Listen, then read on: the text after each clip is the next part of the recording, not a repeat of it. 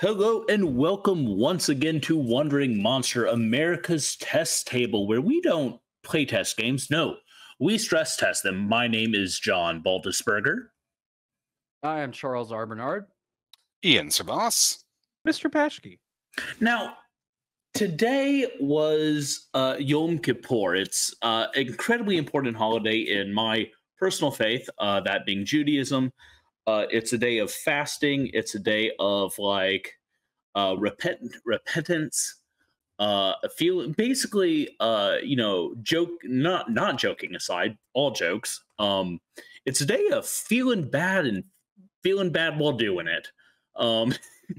It's a day of incredible irritability, where I sequester myself away from my electronics and the thing, and sometimes I feel like I can go days without talking to anyone.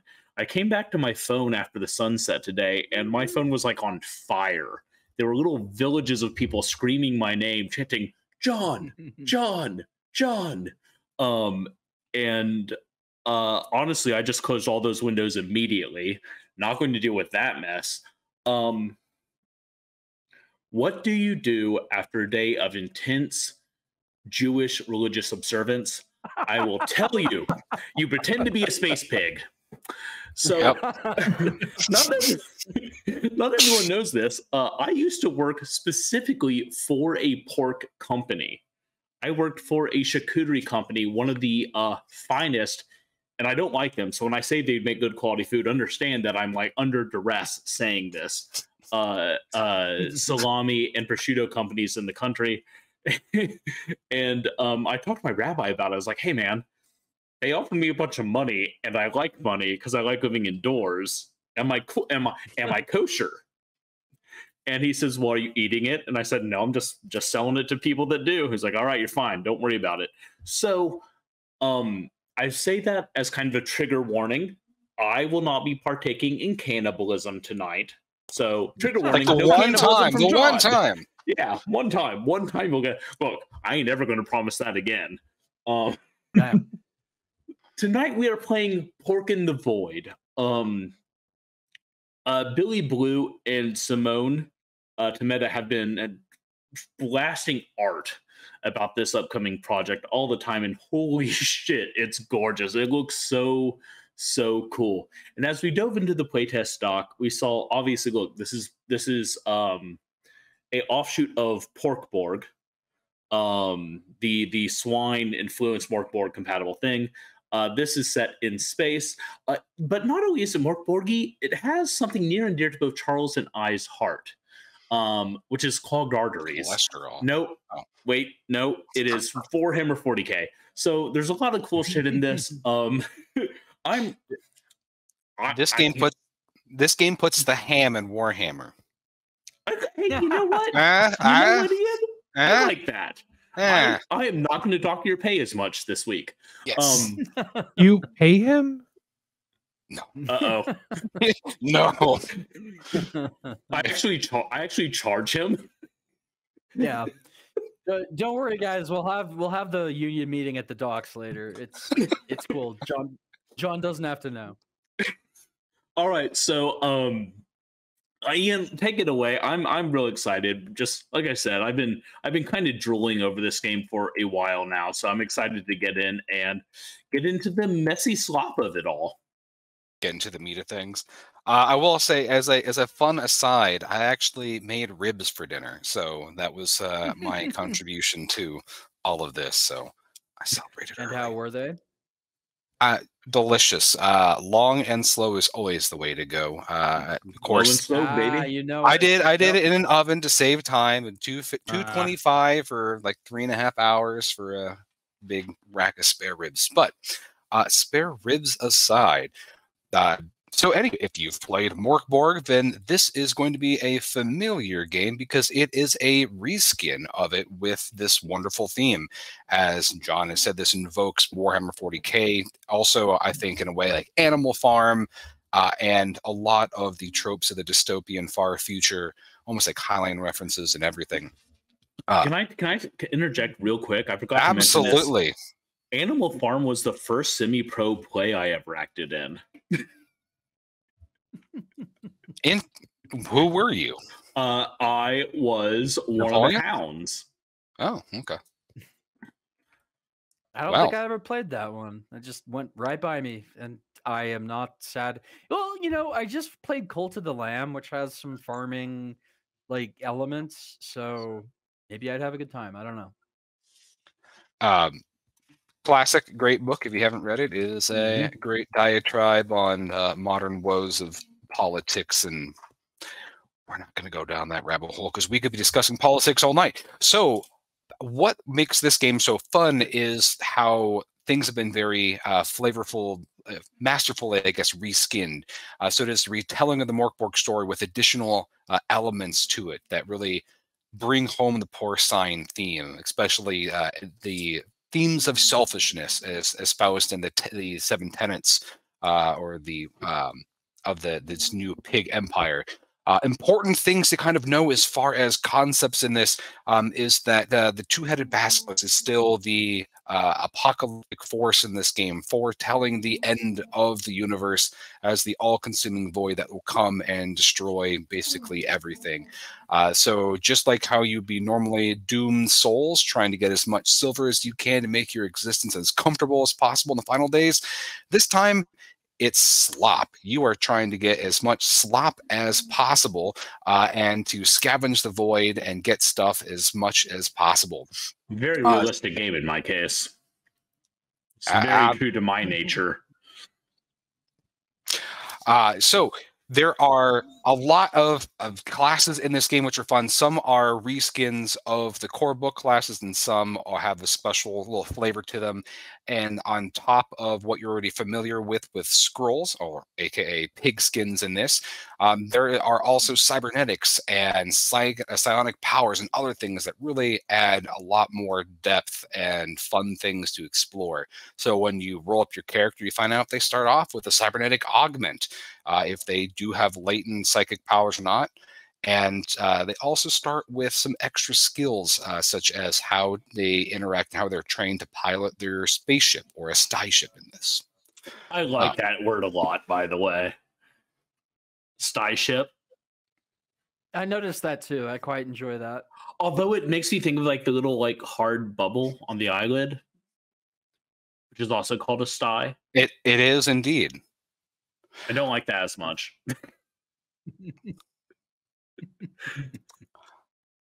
All right. So sorry, I'm just getting a little bit in the audio in the background. I hear a reverb, almost like someone doesn't have mute going on in the background. So check your audio, castmates, to make sure that you're not having a redundant audio. See, and that's the thing. There is no omnisci in this per se, but you know that there is definitely some type of Deus Ex Oinkina in there. Anyway, so that being said, let's let our, I was going to say, I could directly insult you and call you like filthy swine or just like you darn dirty hogs. All right, miserable scum. Miserable scum works. Yeah. I will always answer to miserable scum. Miserable scum. All right. So let's so who would like to go first and introduce your hog? Well, I guess I will. You're waiting for that one, and I love you for it. I had to hold it in. Yeah. So tonight I will be playing Bubbles. I think it was Shister or Shizer.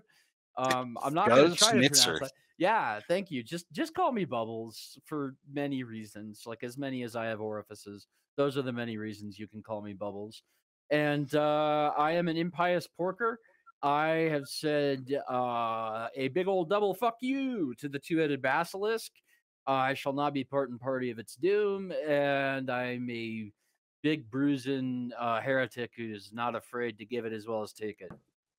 So, yeah. Okay. I didn't think of doing an Alabama accent for this, so you can pick whatever type of regional dialect, and let's see how long we can maintain these. As you know, I can't do I'll an lose it accent to save immediately. my life. I don't plan on doing any sort of accent. I just wanted to get the Sui in there, you know. I actually Hold on. I went to college in Arkansas, which you know, the Razorbacks play there a lot, and yeah. So I guess I have a close relationship with swine. You know, we're gonna get into something when John is like gargling with soda water, and he's getting into character. I'm looking forward to this. You built it up too much. Now it's nothing. Oh dang! I am Mustache Mugsquatter. I am built for greatness. My mind is a weapon for the basilisk. I am a font of psychic power. I can bend the world to my will. Thank you. This is my favorite John yet. Oh, bravo. I finally dropped the fake part, and you love it. I do. That's just me. That's just Sean, baby. We're just wallowing in our own filth, and we love it here at Wanmon. That's right. All right. I'm playing Gunter. Sorry, I'm looking at my handwriting, which is terrible. Give it your best shot. You could Mao Sniffer. Mama. Sniffer, yeah. Mama Sniffer. Yeah. So Mama Sniffer, Gunter, really likes to sniff the mamas. So this is so as a quick aside, so on this, when you generate a character, you can roll once on the name chart, which are all kind of grouped by same letter starting categories for your alliteration needs, and you can also roll twice. So on the swine birther, you can actually toggle the button to get a double name or not, and so I double named all of you, and that's except for one that one pre-gen you didn't choose, and they're all just these weird combinations. So Gutter, Mama, Sniffer, that one you can go by whatever. If you want to be Gunta or something, you could be whatever you want to be. No, I'm good. I'm good with I Mama renamed Sniffer. my guy Mustache, so I'm Musty. I don't know if for the people out there, I've toggled on the non-used character because I do like the art style of him. So you can have a look at him, but don't get used to him because we're not playing that guy. I am playing this fun-looking. He looks like the aliens from the start of the Fifth Element that try to get the Fifth Element I used to know their what those ship. were called. Yeah. But he looks like that, but a pig with it looks like antlers for some reason and a third eye. I just saw that and I was like, okay, that's the guy, and he has a preferred weapon that gets to smack things. So I'm just like, yeah, I can relate to this. You guys have all heard of the jackalope, you know, the jackrabbit with that. I live in Texas. I think that a porkalope might be like a pig with antlers. No, Well, there we go. Is anything with antlers elope? If you elope, you might have antlers. I mean, that's why you and your loved one ran off to get married without your family knowing, because they hated my antlers. Yeah, it makes sense. Okay, so now we know. I love the name, the animal name antelope, because it's like it has sort of antlers and it kind of lopes, so it's an antler lope. I always thought it was an ant with antlers. You know, aren't the antennas technically antlers in a way? They are. By God. Hey, are we going to play a game tonight? No, we're going to talk about anatomy of insects. Or do you just want to make puns? I do that now. Don't tempt me now, but yeah, I was going to say, given the choice. Let us set the scene of where you are. So you find yourselves in, well, the void of space. That is where one porks, after all. So all of you are loyal pig subjects under Emperor Jojongo the 13th. And your constant mission is to get tribute not only to help the empire keep running, but also to make sure that the tributes are constantly flowing into the one true faith. And so under the auspice of his royal edict, you go out to claim anything that you can get your grubby little hooves on. basically one of the major tenets is finders keepers. So going out and salvaging and finding things out in the void is a important mission to constantly be on. So you find yourselves on the hull, or I guess in your spy ship, which is the PMS Bewitched Muck. It is a cutter class vessel, or in the common Piglish term, it would be a piglet class of vessel, used for long distance exploration. And so you are stationed on the you're outside the OSS Foundering Muckspoon Remote Research Station. One of your jobs as a civilian member on a mostly military station is to go out and pilfer things in the void. The void currents in this area are turbulent and bring things up from the deep, dark corners of space, places that swine have not ventured into for a long time.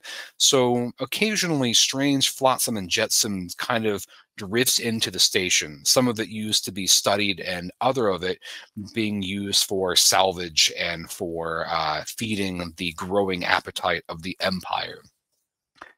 So it is that this one day that you have heard a lot of comms chatter about a vessel that is approaching. It looks to be brought on some pretty fast void winds, but it looks to be derelict. The lights are completely off, and you are trying to ascertain a little bit about the provenance of this vessel and if it's something that could be salvaged.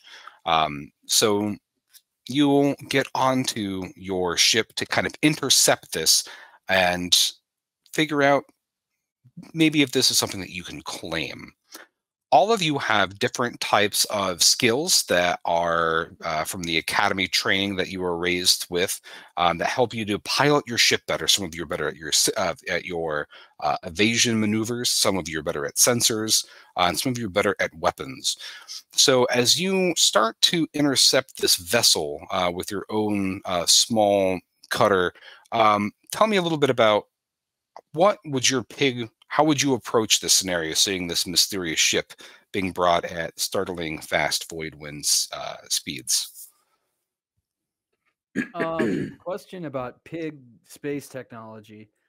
Is it sort of like is it Star Trek / Wars, or is it more 40K? I.e., can we scan something if we are cloaked?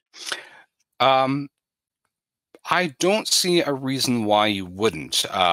Pigs are not noble creatures used for honor, so stealth and deception are prime tenets of the one true faith and of the one true government. So by all means, you could do both. Keep in mind that if you're activating all of your systems, that you might run the risk of draining some of your batteries, your ship batteries, just in case you get into some type of scuffle. But yeah, you can do both. Then at least I would recommend that we do that, to be invisible and to, make sure that they are not a threat before we go get that shit. Absolutely. So if you are going to be using your stealth technology, go ahead and make me a technology roll. Let's see if you are able to adequately pull over your invisibility Remind me cloak. if that's a D6 or a D20. It's going to be a D20. So Okay. just like in Morkborg, basically almost all of your rolls, except for damage, are going to be D20 based. Generally a target of 12 with your modifiers or better, but some Okay. difficulties are higher and lower. So that's Also, a natural 11, and I think I have a +2 on that for the stealth, so I think that is a success. all right. So there's that. What is the distinctive sound the ship makes when you activate the cloaking system? Like an echoing. Snortle. Yeah. Snuffle. You hear a snuffle reverberate for the whole, and you feel your molars vibrate together as the cloaking kicks on. And you have pretty good confidence in your pigmate, knowing that your ship is probably not perceptible by this incoming vessel. You other pigs, other actions. Does our ship have windows? Yes. So you have some void windows that you can go out and get an actual optic view of the ship. I am pressing my snout like Filthy, disgusting snout. like this to the window, like full on, like. And I have told the others this is me honing my psychic abilities on the other ship, so I am scanning it with my psychic powers. I don't have those sort of psychic powers, so I am just pretending, but I murmur like prophetic like snippets like the darkness rises from the shadows and within the shooters. Question. Yeah. Do you believe that you have this ability? Or are you Absolutely. bullshitting? 100% I believe I have this ability. Make me a presence check. Like, okay. That's the thing about prophecy, you know, it's balls and strikes, man. Well, hey, you think about enough stuff happening, and eventually one of it might happen. Your brain doesn't know the difference between you actually doing something and just thinking about it really hard. I need light. That is a 12. A 12. So you try to hone in and use your psychic ability. You rub your snout across the glass, putting lots of little like ringlet prints, and you see a little bit of hoarfrost begin to limn the edges of the window, and you feel like you're on the edge of like peering through the void when you just fall ever. It would be Boar. I'm sorry, it would be Boarfrost. That's good. Boarfrost. I'm glad you interrupted the momentum of this moment with that. Thank you. Hey, whenever you can shoehorn in a pun, I'm all for it. I'm not bitching. I'm no, there needs to be some type of like Michael. You need to add this in. It needs to be like a pig pun score that like. It's you get so much of this. I feel Charles should get advantage on his next roll for that. It's a game of Twitch stream Jeet Kune Do, where I throw you off your rhythm and therefore gain the advantage. That's the. There is nothing easier in this world than throwing me off my rhythm. That is. Do not brag about that because that is simple. So you would think that you are beginning to peer beyond the void, and you start to get some type of vibes from the ship that is approaching, but you start to feel a baleful glare from something from beyond the void in those empty recesses. Like you see beady eyes from the very depth of blackness, of the Vanta black of space, blinking out at you, and it breaks your concentration. So you don't get a read, but you know that there is something very peculiar, a trot. I don't know if you could say a foot. But you know there's something strange here. And then as you're thinking about sensing of this, you know that your ship has sensors and that you have a teammate that is trained in sensing, but by golly, you probably put more faith in your psychic abilities than this machine. I am very psychic. I don't. So, like, I would implore my good friend, the sniffer of mamas, to perhaps run a scan. Mama detected. Yeah. Let's see what Mama can find. All right, if you make me a technology check. All right, D20, I assume. That is correct. 13 plus technology. 14. All right. Great. Yeah. Plus your bonus from science. You are able to hone in your sensor, so you can use your action this round to either get a pulse if there are any life signs, or you can turn your sensors to focus more on the mechanical and try to maybe get a read on information maybe about the schematics about the ship or its name or other things like that. So do you want, which is going to be more pressing to you right now? I read about with the life signs to see if there's anything, you know, alive or tasty or, you know, a truffle. All right. Is there anything we can eat? Okay. All right. So as you... All right. So you run your sensors across the whole of the ship, and you get no signs of life. Your sensor makes it seem like it's completely dead. The air inside the ship is just slightly above ambient temperature. There's no sign of life at all. Seems empty. Can I now do the other one where I check for some schematical technologically? Sure. So this thing is moving pretty fast, and so if you keep taking actions and not moving on an intercept course, you risk it Right. going out further into the void, because you'll need to have, if that ship is truly unmanned or unporked, someone's going to need to get into that ship and put on its thrusters and get it to stop its course. Okay. Yeah, then I would so am I piloting? Who's piloting the ship? Do we have a pilot? That's a good question. So this model has an auto pork, but you do have a redundant backup pork attendant who is there just in case of if your cloaking system overcharges and you need to go to manual. You attend my pork. His name is Hamlet, or it should be Ham Fund. It's Ham Fund. It's Ham Fund. Come on, dude. The co-pilot. All right, I tell Ham Fund to set a course in, and then I scan the ship again. You guys didn't even think of the option of Ham Solo?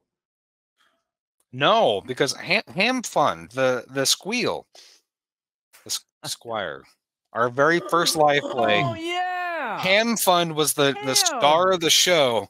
Kicked all of your ass. You treated him like I treated him well. I paid him. Treated him like a ham sandwich. Yeah. Oh, unfair, sir. All right. So continue.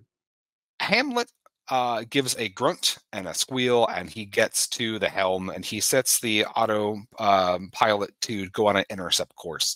So as you are still staring out the window, Mustache, you can see through the void glass there's been some blast damage to the hull in various places, like it was pockmarked by some type of laser or some type of explosive damage to the hull in places, or maybe it was just peppered by a meteor or an asteroid shower. You're not sure. I hold up my horrible pig hand, and I proclaim, "The ship has been attacked. I can sense it. Terrible board, terrible battle." And what was it that you were wanting to do, Bubbles? Well, since we had cloaking going, I guess that's a per round thing. And since there are no life forms aboard, I'm going to go ahead and let us uncloak and just approach. So I'm just going to sit tight and get ready to fuck shit up once we get aboard that thing. So because I'm enjoying the sound effect, what is the sound when you decloak? Just play that record backwards. All right. So, Gutter, go ahead and make me your second technology check to hone the sensors in to maybe get a little bit more information about the ship itself. Right. 17. 17. So, running over the ship's computers, you can tell there's been some type of system damage to it at some point, maybe some type of surge or damage that's happened to the system. It fights you a little bit at first, but with your expertise, you were able to glean a couple bits of information about it. The name of the derelict vessel is the OSS Steaming Phlegm Bucket, and it gives you its serial number. And you see that this thing was once a Empire vessel, but has been missing in action for well over 50 years. All right. Thing's old. We should have no problem, just poking around. I don't imagine anyone on there's still alive. I tell you what, I volunteer to be the spear point of the boarding party, since I'm both a brute and totally not psychic and not bionic or whatever. I don't have any tech implant, and I don't have any psi abilities. So as you volunteered to go first, you get ready outside of the umbilicus as it stretches from your vessel to this other derelict vessel. It looks like a curly-Q, like pigtail that spirals into the void, and you hear it make a loud ka-chunk as that impact reverberates through your hull. There's a depressurizing hiss, and you see that the airlock stabilizes, allowing you to cross through the void to the other side. All right. I'm assuming I'm suited up since you said it was like only a few degrees above ambient temperature, which would be like, I'm not sure how many Kelvin, but not very many. Or did you mean like room temperature, the interior? I meant more of room temperature, but now I'm Okay. tempted to make it just like 1 Kelvin. No, not 1 Kelvin, but we'll Yeah. assume redshift and there's some type of warmth in this section of the solar. The void winds here are just nice and temperate here. Okay, good. It's a very balmy part of space, of the vastness of Absolutely. space. Yeah, so I'll see if I can't like fire up the lights and so forth, and then invite my companions across. Sure. As you spiral across the umbilicus, you feel the weightlessness take your body, and all the weight that hangs on your shoulders just is momentarily lifted off of you. And you feel the freedom from your bulky form, and you just do you let out a squeal of delight from this? Yeah. Anytime I can get any of you to make pig sounds, I'm gonna. Yeah, Perfect. man. It's like I bet pigs would be surprisingly dainty in space with their little hooves and everything. Absolutely. It's quite an adorable thought. I love that you are the most hulking, largest pig of them all of this posse, and you're just wee all the way home. Yeah. So you get to the end of the umbilicus, and you see that the umbilicus has made its seal, and it's right around one of their exterior void locks. The door itself shows that it's not powered and it's inert. So when you do an initial kind of pull on the door to see if it'd open for you, it's not automatically opening after it detects your pig DNA. It is just shut. So you're either going to need to make me a strength check to pry it open, or you could set some type of explosive charge maybe to kind of blast this off to get in faster. Okay, so I have 3 ways I could go with this. There's the strength test. I do have an explosive. Oh, but you I'm do not. have a hacker kit. I didn't see that. But once there's power, never mind. Well, yeah, but I also have 2 batteries. So I'm wondering if I can't use one of them to power up the door. So that'll take a little bit of time with your hacker kit, but if you're trying to be stealthy and quiet, go ahead and make me a technology roll so you can splice in and use one of these batteries. Now, keep in mind that batteries are notoriously unstable, and if you were to significantly fail this roll, you could get one of these batteries to discharge in your face, in your snout. Let's see if I did, depending on what my technology stat is, Your and that technology is at -1, so that's a D20 so -1. so I failed, but not spectacularly. I mean, that's a 10 minus 1 is 9, but I'll let you be the judge of that. So you spend some time splicing, and you're not able to make the connection that you want. You're starting to get a little bit of an anxiety of not knowing what's on the other side. When you're looking into the void glass, you can see into the ship beyond. It's just perfectly pitch black. And so you're getting anxiety of if anything know that I'm still here putzing around. So you can take another round to do this, but you'll know that you start to feel a lot of pressure building up on you. As an aside, one of the fun things that the system does add over regular Morkborg is kind of a sanity check called Void Rage. And so when you're in very stressful situations, you come into scenes of abject horror, you'll be making presence-based Void Rage checks, and they will give you levels basically of Void Rage. They give you more and more penalties and make you more and more unstable. So no pressure, but yeah, don't fuck this up.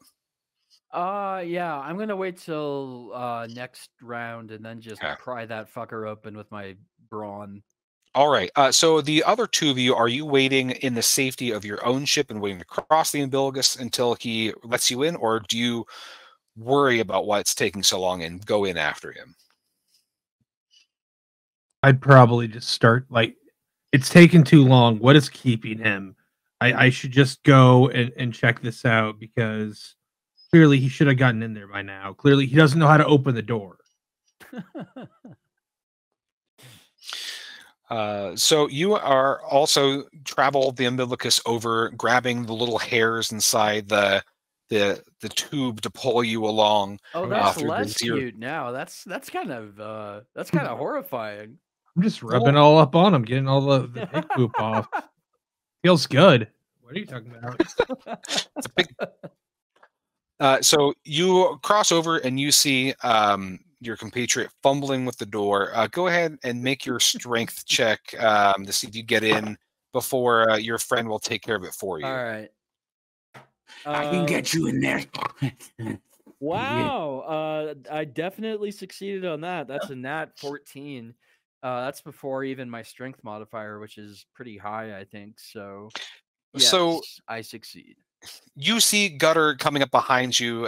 He's probably muttering something about doing the job right and how he's so much better than you, heretic, and that gives you all the impetus you need to just throw yourself and all of your bulk against the door and Where's your two-headed basilisk now? a little Lives bit of forever heresy in gets my the job heart. done. All right.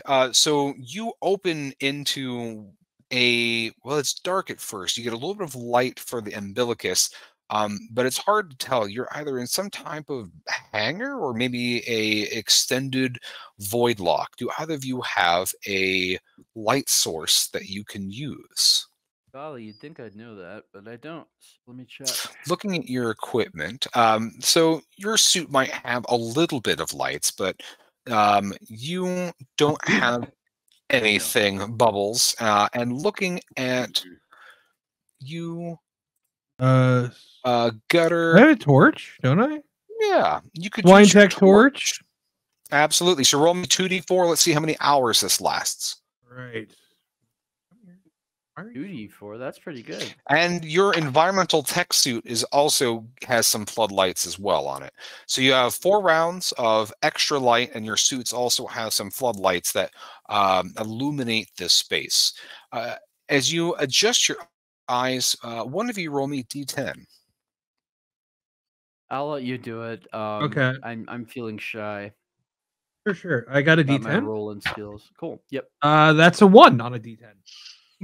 Shit. A 1, great.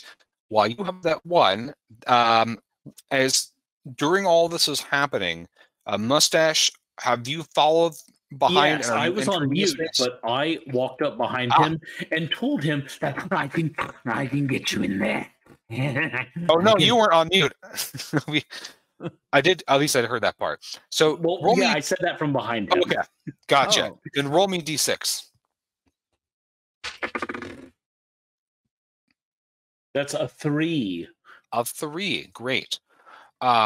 So as you all adjust your beady little pig eyes to the first initial gloom, then blaring bright light of this space, the first thing that, as your senses are kind of overwhelmed, is that there's a rhythmic tapping that can be heard reverberating through the ship. The source of the sound seems to come from overhead. As you adjust your light, you see that you look to be almost what to be like a refinery. So it's a large open space, and there are large series of tanks that reach from floor to ceiling, tubes running on across them, and then large what looks to be like hoppers to feed in materials into these various large cylindrical vessels. At the far end of this room, this being a large rectangular space, there is a very large, very heavy duty door that has like the wheel to it, so that you see that it's also sent to a void or blast door.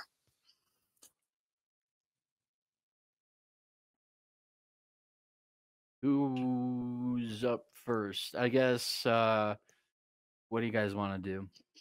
Can I do a tech to see if I recognize these hoppers and things? Go and ahead. What they're good for?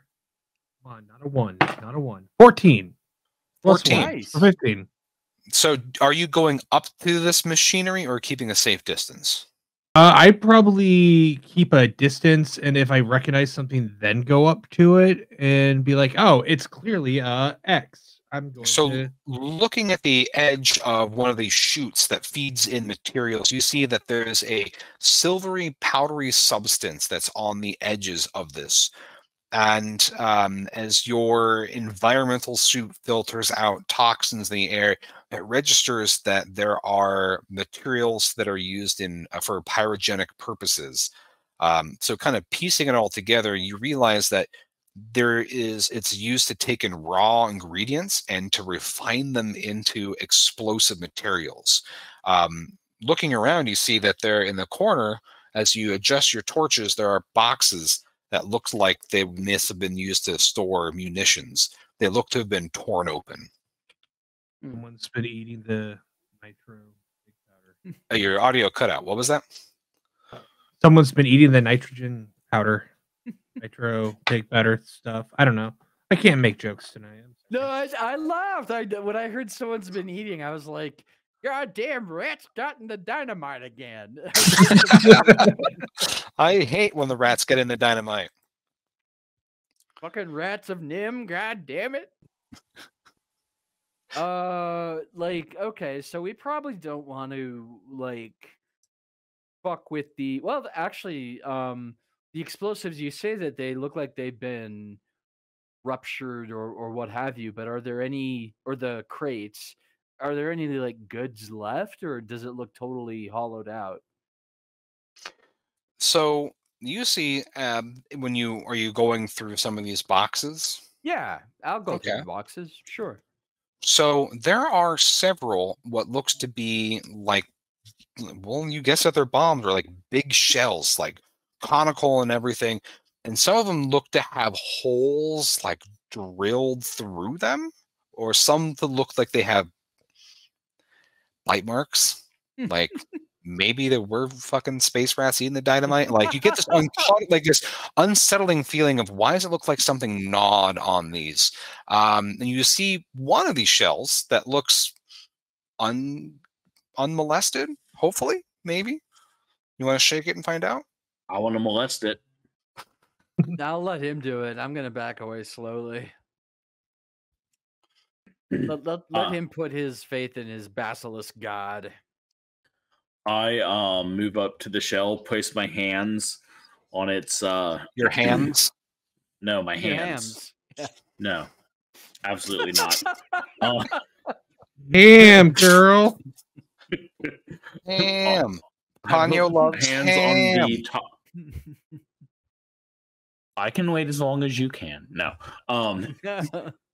I press my head to it, and I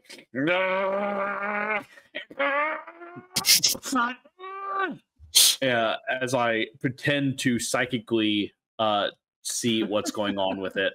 Do you believe that you're doing this? So here's the thing. Here's the thing, Ian. Like all good grifters, there's some truth to it, right? Because I do have psychic powers. Right. So I believe I am, but I'm also augmenting that by as I'm pressing my head to it, I am looking at it and scanning it for any damage, anything I can see from right up as I'm putting on this show. But if you're exerting mental power and you are psychic, then you may exert some type of force upon reality. So that's why I'm asking if you actually believe. Yeah, I am. Fuck. All right, roll me presence. John, it's a weird character choice to be a real psychic who's pretending to be a fake psychic. I love it. No, I love it. No, think about it. He's actually acting just like an orc. How is this plane fly? It's because I believe it. Exactly. He is being a weird boy, so he could do actual weird boy things, but the raw power is just belief. And so if he believes and he rolls a 1, but he's going to set the bomb off. So that's why I want him to roll. Okay, I rolled an 11. So You got that's 2 where 1s, we so are. it goes off twice. So you squeal and you look at it and you have a pretty good feeling that this is probably a still active round of munition. Okay, great. So we'll treat it as a generic bomb. I fall back from it. This one lives. It is active. We can take it, use it, sell it, trade it, or use it against our enemies. I like all those options. Yeah, let's okay. How much I do want to point out, Mustache does not have a mustache. He has a very long goatee, but no upper lip hair. Oh, I thought you were about to say Fu Manchu. No, none. Not even a smidge. So like how much does this munition shell weigh approximately? Roll me D4. Oh god damn it. Don't make me use my psychic abilities to determine how much it weighs. No. I just have to pluck among my many die for one of the You want me to roll for him? weird. Yeah, if you wouldn't mind. That's one of the ones I think I put somewhere else. Yep, I got a D4 right here, Okay. baby. That is a 3. So it's pretty hefty. You say that it wouldn't weigh at least 2.5 trotters. Or I don't know what that equivalent would be. I'm just making that up. So it's probably maybe about 6 to 8 pounds. The gravity is ever so slightly weaker here, but you know that this would be equivalent damage-wise to a Mark III frag grenade. Well, at that weight, I would think that I could be able to add it to my inventory, right? If you're going to pry it out of his piggly hands. Oh, I'm not fighting for it. Oh, okay. I fell back from it. Then yes. Yeah. Then you fell back from it. My pardon. So yes, you can take that. Yeah, I'm just gonna put it into my. I really wish I had a knapsack joke, but like my book bag, my can't think of it. You have it in a fanny pack. Yes, a gigantic fanny pack. So two things. I just want to clarify. We're a team. Like the three of us know each other and are a team, yes. right? Okay. You're civilian pig workers at a research station. So we aren't competing with each other for shit, is what I mean. No, not in my mind anyway. I plan on giving that back to you. I just want to carry it because I'm the biggest. No, right. For sure. So the second thing I need to share is my wife came to me this week and said, John, I need you to order me a fanny pack on Amazon. And that's my life now. Is I have a wife that wears a fanny pack. So I'm coming to grips with that. But it would be better if she had a Mark III frag grenade, which in order to use, you would make an agility DR16 check because it's very temperamental. I thought she was. I'm in trouble, guys. Okay, jokes aside, she's a sped teacher. So she keeps stuff in there like the stickers and the pencils and the stuff for the kids. If it makes you feel better, you know, Michael is suggesting. And a big thank you. Geez, we didn't even get acknowledgments. Thank you, Michael Harmon from Yagdu Games for sharing your creative product with us. Absolutely. His suggestion is to call it a pig bag. I like it. A pig you tell bag. Michael, I'll fight him. I don't know why, but I will. Pig bag. I have a pig bag then, and so. Yeah, and by the way, per fanny packs, I have more experience with them than most people because I was a small diabetic child between the years of 1984 and like today. So throughout the 80s and 90s, like all my diabetic shit would just go into a fanny pack, and like it wasn't until I really carried a backpack everywhere that I was like, fuck this, and just Charles, you don't understand the irony of this right now is that you have an excuse. I just thought it was cool. I was just a kid that wore a fucking fanny pack. When I had one, I kept my yo-yos in it. I only had one during the window of childhood where yo-yos were cool, and I needed to get my 3 yo-yos in something that I can keep So- them. If you think I didn't like keep Magic the Gathering cards in that bastard, you are wrong. So Pogs. the window that never Pogs. closes would be the window on when yo-yos are cool, like that. That's the true. never-ending window. I would Yeah. play with the yo-yo right now if I had one, frankly. So I guess fanny packs are cool now because so are yo-yos. Just Bring 'em like back. So a Mark 1 frag grenade is 1.25 of these containers that we found. yo, Right? yeah. So you shove all of your yo-yos aside and then put in this Mark Hell, I III do. grenade. And I like the fact that all of you are intrigued by all this and just are not at all unnerved by the fact that there's these weird rhythmic sounds that were just blaring from, reverberating in the ceiling above you, very percussively so, reverberating through the whole ship. But you've got a bomb now, so I feel We'll much get safer, there. We'll get frankly. there. We have the We'll get bomb. there. We're Yeah. good. Yeah. oh, I know. So, are there any other exits to the chamber other than the big blast door? It does not appear to be. You see that there are vents that run through this, probably to make sure that there won't be toxic levels of fume dust as chemicals are being fed into the hopper. But which doesn't look like any of you are small enough to fit in those air vents, so that big blast door is the way to go. All right, I'm going to apply my hog wild strength level to it, and that was really forced. And see if I can't wrench that bitch open. Let's see. I'm assuming that's a strength check, since Yes, please. I'm assuming any doors are unpowered in this thing at this point. That is correct. So you'll need to get to like an engineering. Hey, natural 1. All right. So you try to make me an agility check. Man, Oh no. I'm gonna look so dumb in front of these silly swine worshiping their damn basilisk. 14, so not bad. And I think my So agility... you forgot to zip your pig bag, and as you're just like you're just jerking this giant wheel trying to open up, your bomb falls out of your pocket. So luckily enough, you were able to dive in and yes. grab it before you just completely just drop it on its head in front of the door. So your other companions are looking at you as if you were a little bit of a blubbering, bumbling fool here, but at least you have your feet. So That's something I say very often. Yes. Today sucks, but I still got feet. So Tragically, I don't think I do. I think I have my hooves. That's what I've got. Anyway, yeah. I'm glad I didn't fuck everything up just now. So somebody else try I was this like, thing. what is the odds that you like die like in a room with no obvious danger at the beginning of a mod? Let me just Do you want to get through that door? Yeah. I just hope that you do this from everything, from like opening a door to like opening a can of beans, that you're just gonna be like this intense, because it's just gonna be great. Yeah. You want those almonds?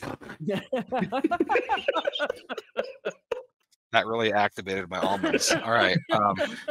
So yeah, that's what he says. So I responding in character would be like, I sure would. And You have this Okay. voice.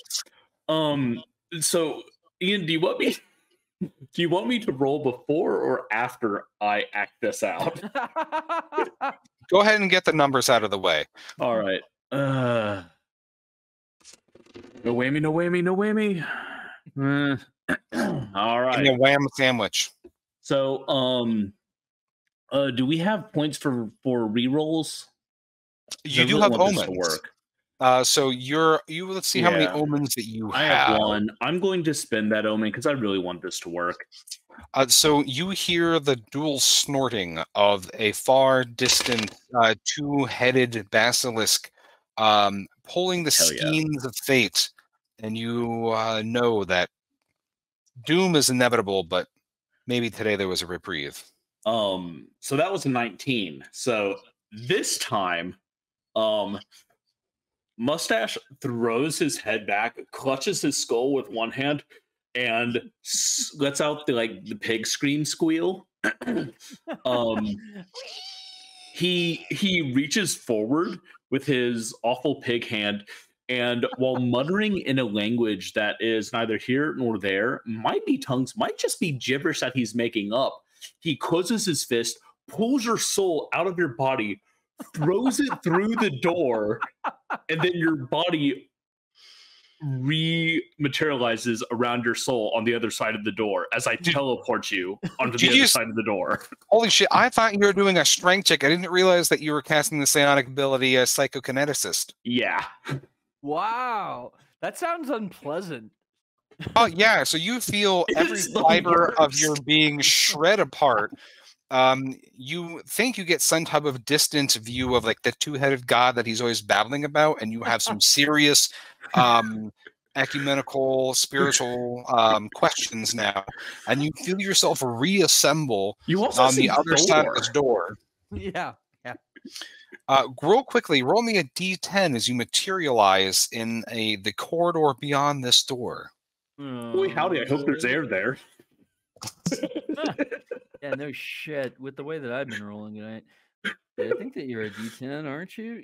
Yes. Or you could use a D20 and you could just divide by 2. Here. And guess what? What? We have a second natural one of the evening. Yes. Yes. Fuck. So good. All right, great. Do you have any? Okay. Go ahead. And then, since John, you threw him, roll me D4. Excuse me, I mean mustache. I put my D4 back in the thing, I think. You guys know I'm going to make you roll random stuff. Keep your... I know. I have the full panoply here. I know. It takes me a minute to pluck out. I could roll those things, but I think it's more fun to see what you guys get. It's a 3. Yeah. All right. So as you materialize on the other side of the door, you hear like this intense squealing as you feel your soul ripped apart and you materialize. But you stop hearing his scream, and you hear this distant squeal of pain in the distance that like crescendos with a rhythmic shouting and like hollering of anger and anguish, and then it just fades out. And it's in this, so you're in the middle of this corridor. There's a room to your south also with another type of void lock door behind you, and this corridor extends far ahead of you. There are 2 doors on your right, another on your left, and then there's a passageway that continues to an open room ahead of you for where this sound was coming from. You can also hopefully open the door behind you now. Yeah, let me see. I don't think it'd be any easier from the other side, but I'm gonna go ahead and do that brute force shit again. This time from the other side, so maybe I have an advantage. I don't know. While you're rolling that, Gutter, what are you doing? I'm happy to be involved. So, yeah, I just watched what I assume is a day at the office for Scooter, who's just like, yeah, well, I mean, face through the wall again. There goes Mutter, Musty ripping people apart.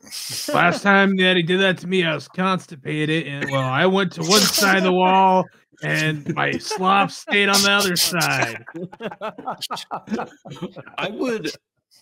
I would open up a clinic if I could teleport people's like blockage away from them. It'd be a lot funnier. Psychic colonics. Like if you could teleport the person but not the shit.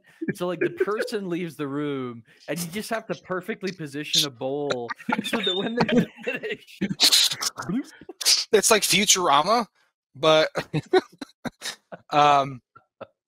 I passed the strength chest, by the way, so we can open that door. Thank you.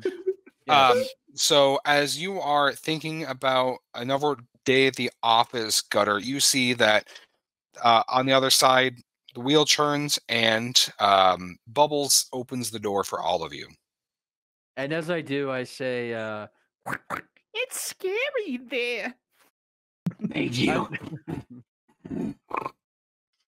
So as you look down this corridor, you see that the passageways are tight. There are odd pipes going at various angles. There are large ducts that run through this space. The interior of the ship itself is just uncomfortably cramped and it's just a maze of tight corridors. you get this feeling that the ship is almost cobbled together in a way, or at least the interior here. And you can't quite tell if this was an intentional design of the ship itself, or if someone after the fact just started tinkering with the ship. So you said that the records showed that this bad Mama Jama went missing 50 years ago. That's correct. Yeah. What's the lifespan of a space pig? Probably pretty short, actually. Yeah. The crew was officially designated as no idea where the fuck they are. That's actually what it was in the record. The One True Government is very precise with the records. I really wish that were an official designation. Like, instead of missing person or whatever, it's just like, no idea where the fuck they are. Yeah. Exactly. Charles, last seen December 15th, 2022. No idea where the fuck he is. So Gutter, what are you? Any of you? What are your actions? Could I examine the alterations to see if it has any like kind of pattern I'm familiar with? Like, I don't know, like this space empire has this tendency to color code their things a certain way. This is color coded that way. Clearly, sure. This person. I don't know. Make me a technology check. While he does that, Charles, what's your strength score? Oh, let's see. I think it's +2. Yeah, +2. Okay. I rolled a 9. Oh no.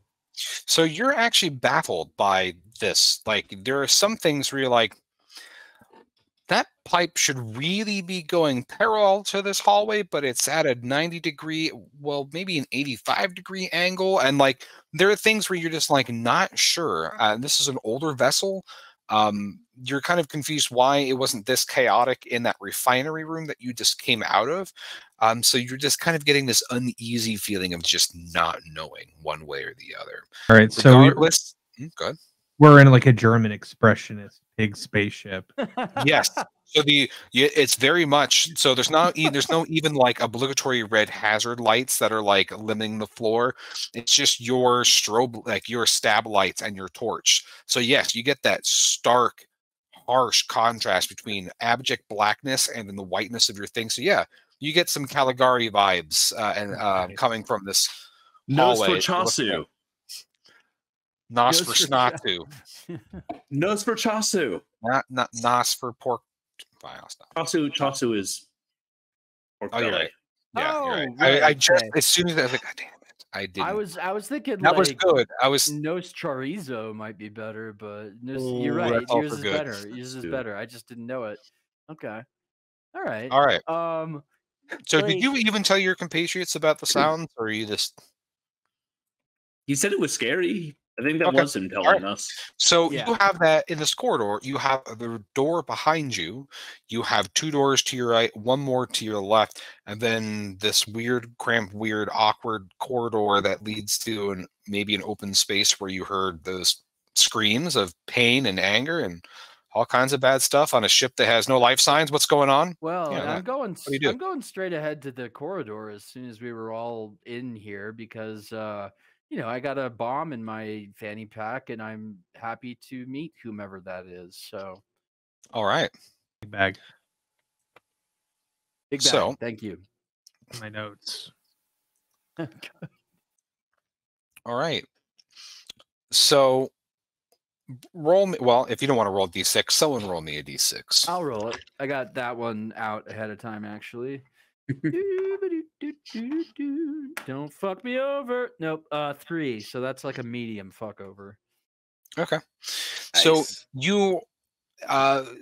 you've got a very kind of this large bulk to you, lots of rippling muscles, and so you have to squeeze at weird angles around pipes and things, and eventually the space opens up into a large open room, almost like a half circle cut, and it looks like there was some type of there were objects that were here, because you can see there's big scrape marks in the ground, But it looks like this room is just gutted. Like there's nothing here. Then there should be things. There are some dark stains in various places. Almost looks like splash from floor to wall. You're not exactly sure what the material is. The pipes and things that have been kind of sneaking around this place, again, kind of cluster around the ceiling in weird angles. And ahead of you, at the end of this circular shape of the room, there is another blast door. Now, there is an uneasy hum in this space. It almost feels like it's like you're maybe either getting close to machinery running on some type of backup power, or there's something awkward and uncomfortable about this space. It's just freaking you out, man. Can I get a psychic scan from my main man? Ask me in character. Can I get a psychic scan from my main man? You wish to tap into the powers of orky darkness. Determine what exactly. The nature of what's on the other side of yonder blast door? Behold my powers. After I screamed that, I wiggle my. I figure like I always picture pigs as having 3 fingers. I think because they had the weird little. Anyway, he waves his hands like a distracted goth on 80s night. Reveal your secrets to me. I'm getting a small echo in my headphones. I don't hear it. I Okay. do. Hear it. Strange. Three of us hear it. It's psychic power. That's a 16. So you get the feeling that there is something atrocious happened here. There is an immense amount of psychic pain that is in here. You feel it palpable. And as soon as you open your third porcine eye to this place, you are just utterly racked with psychic pain. You feel your organs being forcibly ripped from your body. You feel your trotters being slashed off. You feel just pain and death and death and death. And then nothing. Mustache yells fuck. Eloquent. Much like the monarch. Actually, he sounds exactly like the monarch. If you're trying to extend your senses past the door here, you feel nothing. But it's just uncomfortable here. It feels like a psychic charnel house. Okay. Okay. My ex-wife was here. Oh no. Got him. I think it's great for a guy who's only been married once to make ex-wife jokes. Like, I channeled my inner boomer. okay. Yeah. That's a good one. What about does pardon me, Mama Sniffer, but do you happen to have any scanning equipment that might be able to look on the other side of this here door? Scanning equipment. Do I ever? Let me have a look at my inventory and see if I brought it with me or left it on the ship. That's really the only voice that inventory should be set in. Inventory. Yeah. Let's see here. Data truffle empty. So that's not gonna help. Hyper squared. 4 doses. That's not scanning at all. Meal pill 3. I am hungry, so I might take one of those, but you don't have anything like that at your disposal. I know that now. Thank you. I already read over the list. You could have stopped me. You did the voice. I like the voice. I just like how all we of have you good voices today. I just like how again, like you're being so cautious, and so it's interesting. Instead of normally you're helicoptering an appendage around and just like going for the jugular. So yeah, we're not waving our dick around. I'm gonna just crack that fucker open with another strength check. Let's see, where did I put my D20? I appear to be dropping shit tonight, so I apologize for that. Yep, there we go. That is a 7, a nat 7 with a +2. That is a fail yet again. You need me to make an agility check? No, because you zipped your thing. Okay, good. So taking the time with you and another person, you are able to force the door, but you make a lot of racket in the process of doing it. Good, Roll great. me 1d10 one more time as you open this door. Can do. Actually, as you roll a d10, okay, That's a nat 10. fantastic. Someone roll me a d6.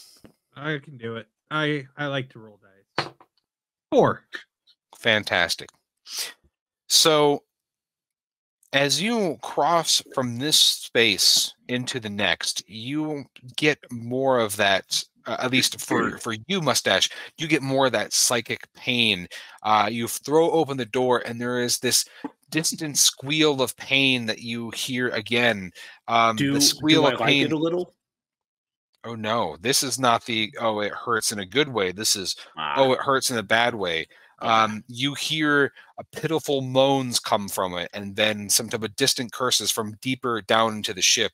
As you enter into the space, you see that this was probably once what was like a weapons turret for the ship, because you can see where there are large guns that you would feed in these rounds into.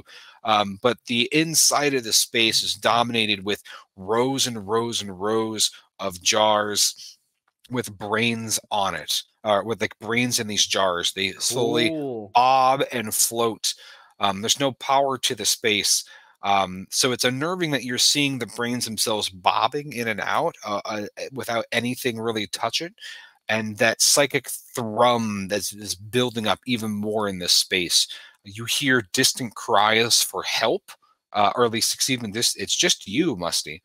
You hear cries of help and pleading for the pain to stop and for them to stop cutting you apart and building you back together and just make it all stop.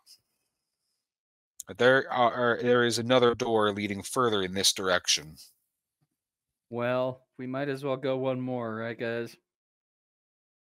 Mustache is like clutching his head on his knees. He kind of looks up weakly at you, panting.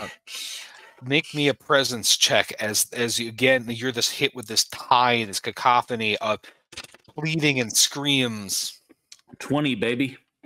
Nice. Oh, so you're able to hold back your bile and you resist the voices from drilling into your skull, and you stave off the red thirst of void raids that would come over you. You know that a two-headed basilisk has blessed you indeed. Thick, ropey strands of drool are dripping between Mustache's tusks, kind of getting into his beard and matting it down. Nice. Open the next door. All right. Well, let's see if I get it this time, huh? All right, here we go. I will put you through that door if you need me to. Well, that's the same exact roll, so that must be fucked. Okay. Yeah, that's a 16, so I passed that. You definitely open this, and first, because if you've been struggling this entire time, it's a little bit odd that this door doesn't give you the same amount of resistance as the others, and you notice that there's grease around the seals and the wheel, and it smells like pig grease. Oh, nice. That's a nice grisly touch. When you open the door, you see that this immediate hallway that's still just absolutely piped through with weird pipes and ducts, but now hanging from it are sheets of cured skin that are just as you depressurize the door, kind of flap in towards you, and you get the full rotting musk of this space. 50 years later, unfair. And it's still what? I already said I wasn't going to cannibalize this episode, man. That's a personal choice. Because space cured pork? That sounds delicious. I'm assuming. I mean, We'll never know. Smells more fetid and foul, but that could smell good too. Pigs. Pigs. Pigs that literally eat anything at all. So someone skinned Roll and me a brained presence or check. someone or something skinned and brained a bunch of piggies. I don't know. I'm still puzzled by this one. Ahead, you see that the corridor leads into a larger chamber. You can tell by you actually can see starlight beyond. You think that it's the helm of the ship. Ian, Ah, Yes. does H.P. Lovecraft, i.e., Hog Pig Lovecraft, exist in this world? Absolutely.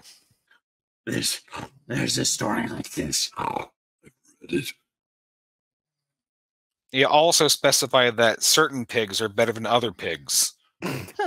He was not a big fan of Black Forest ham. Ah. I wasn't gonna go there, but you want a whole hog. Lovecraft was a Oh. racist bigot, and there you go. I love it. That was a good one. that is, I think, one of the best. That's one of the evenings so tagline far. of the episode tomorrow is Hog Pig Lovecraft doesn't like Black Forest ham. So you can see the kind of murky twilight beyond, so you feel that this is the helms of it. You can see just a little bit in the confused snarl of the hallway with the flush and the pipes that you could see the banks of computer terminals. You know what? I'm feeling regrettably lucky. So I believe I'm going to try and use my hacking tool to access the controls and/or ship log. All right. So you advance in first. Yeah. I got the All most right. damage soak, so whatever the fuck we're about to get hit with, it'll hopefully not, make chorizo out of me. See there, I got chorizo in. All right. So when you open this door, you are open this door. As you advance through the corridor, your bulk scrapes off a couple of those flaps, and Mustache, you see those little sheafs of cured meat, just like Dare you large resist? snowflakes. As you bubbles go into the space, you see it again. There are just body parts splattered across the hole. Some of it fresh, some of it just old, and you start to kind of piece things together as you see clinging to the walls and various things are these horrendous things that are cybernetic flesh monstrosities. They have mechanized, like mechadendrite limbs. They look like a combination of a giant lizard, snake, biomechanoid thing. Some of their limbs end in blades. When they open their maws to stare at you, there is a giant eye that kind of protrudes out, tracking you as you enter into this space. And Cool. your last words of "I'm feeling lucky" kind of hang in the air as their limbs buzz with frenetic activity. You see that there are 6 of these things, some slightly larger than others.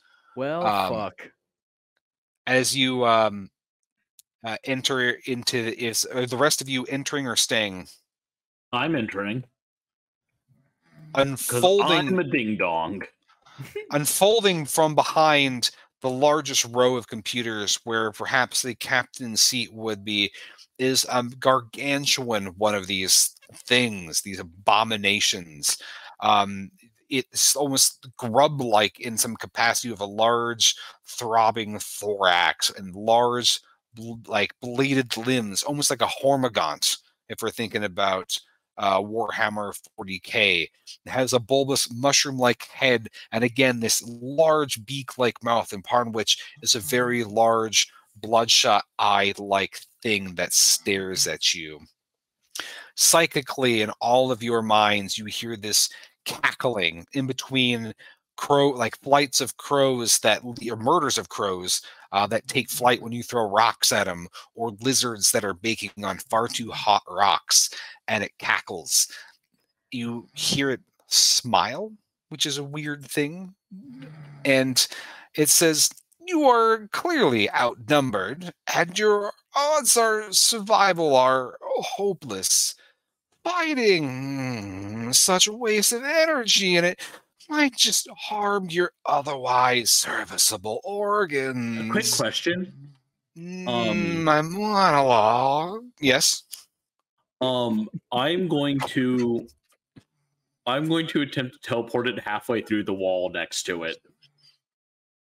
So you can do that with small and medium-sized things, and this thing is too big. Far too big. Now, one of the small things. Hold on. In that case, I'm going to attempt to teleport one of the medium-sized one of these into the big one.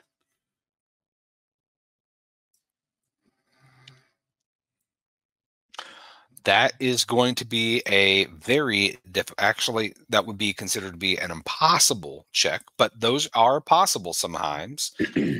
So I got something for this, guys. Don't worry. Oh, wait. Hold on. Charles, are you thinking what I'm thinking? Probably not, because I know my inventory better than you do. Okay, well, I was going to teleport the bomb into the thing. Yeah, go for it. That's a good idea. So that's a very small thing. I'm going to teleport our friendly bomb inside the thing. All right. That is very interesting. I would love to see you roll it. So go for it. That is a 16. Once again, Mustache grabs his beard, yanks it, like pulling his mouth way too wide, and I'll have to try that. Takes his other hand, slaps his ass, and screams gibberish. Was this successful, Ian? Was this spell successful at 16? Yes. Okay. The bomb appears in Mustache's mouth, and as he closes his mouth, it disappears. And where did it go, Ian? It's going to be inside the thing. So I go ahead and roll me. So the damage for a Mark III grenade is going to be... I think was that D8. Let's see. Oh, D8. That's correct. Okay. And it sprays the area with metal fragments. Cool. But by air, you mean the inside of this thing? Yeah. 7. Of course, you would roll so well. All right. I'm sorry. No, that is perfectly fine. So, in the middle of this monologue, this thing being full of grandiose self-importance, you lower your jaw around the bomb, and when you think that it looks like it should go off in your mouth, but instead you just give it a big gulp, and instead of like the what's behind your ear, it's there's a bomb in your thorax.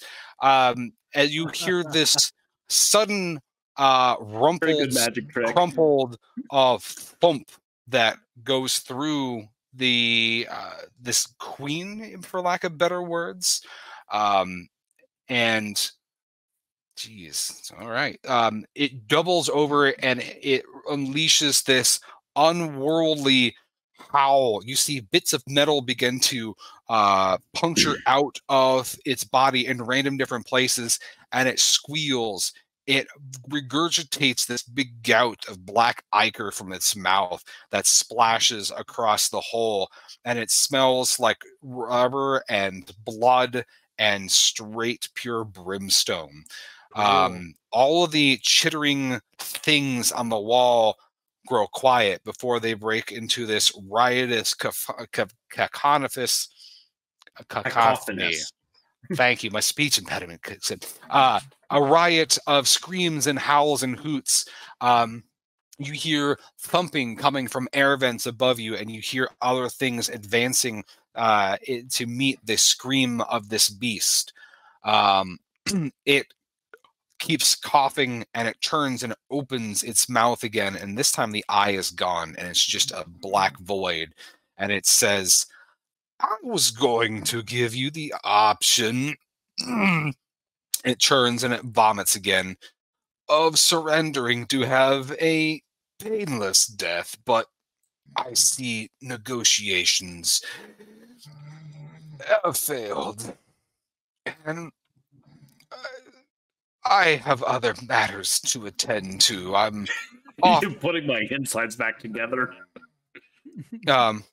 And she opens her mouth and lets loose a big cry, and she folds upon herself and blips out of space. There's this depressurized hum, and all of your ears pop as she disappears. You hear it parting as she leaves. Have fun with my children. As supposed to die. Fuck. We're not as fucked as you think. I do like that answer. I have a question for our dungeon master, game master, whatever. Yes. I have in my pig bag a time bomb. Is it adhesive? Like, can I fling it and have it stick to something? Okay. Absolutely. I am going to set it for 1 round. I am going to fling it so that it adheres to the glass, the void glass window, and then I'm going to spend that round, or the round while it, is clicking.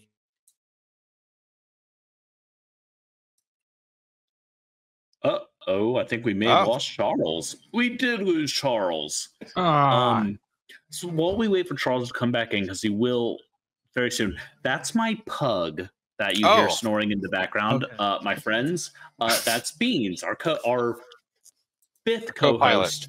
I also, okay, while we wait for Charles, I want to say, Yom Kippur is a day of atonement. Ian, I want to apologize because this is the 5th time I think I've interrupted your big bad guy speech. No, that's perfectly fine. I find that funny, and I'm just like, oh, that makes it worse because, anyways, you're on death. And I think you now realize, hopefully, that any time you give John Baldisberger an explosive, he's going to find a fun way to use it. Oh no, that is bar none fantastic, especially since the thing is armored. And yeah, so you just sealed your death in a more fun and splatterific way. So I love it. I love much it. better. So time begins to slow here for a second as you see that Bubbles from his pig sack is pulling out a time bomb, and he is fiddling with the buttons. You see that the adhesive gel is beginning to ooze out the side of the bomb, and he prepares to attach it to the glass. What are the others of you doing? You see that you have this 1 round maybe worth of action before this horde of things is upon you. You saw that there are 6 of these medium-sized things clicking and clattering its jaws, and you hear other things advancing through the air ducts above you, and you're seeing, again, these blade-tipped limbs begin to extract like large spiders out from the vents. How strong are you, Mr. Paschke? I am... That's a personal question. I'm a pretty strong guy. No, I hit the gym. You're piggy. +1. +1. Okay. Which, are you using, even a normal human, maybe me too. Are you using melee? Yes, my favorite weapon is a melee weapon. Lovely. So what I'm doing is, I run up, behind. Oh, I know what you're doing. Yeah. And I scream,